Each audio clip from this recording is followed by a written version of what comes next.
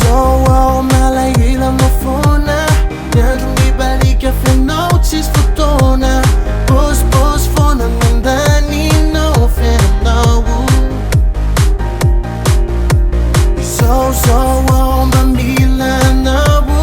Oeto anilako iarakilalao Irery zao sanao kasinao andriray Mba tsy mbôsinao ny anaranao fizao indray Ianao ihany misafidy zay ho tiavinao Andy miaraka amiko sy araiky ilalao Sampiasa sainao io alohany lesonao Tsy misy voasoratra efa ila izany Fa ny safidintsika ihany No mitondra antsika makany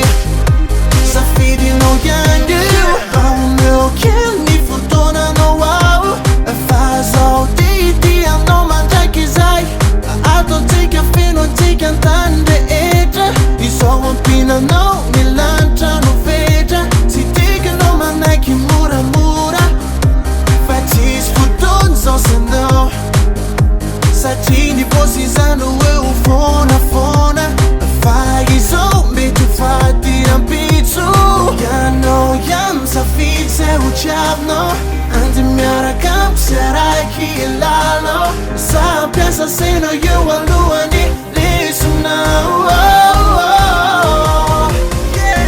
Tsy misy voasoratra efa ila izany Fa ny safidintsika ihany No mitondra antsika makany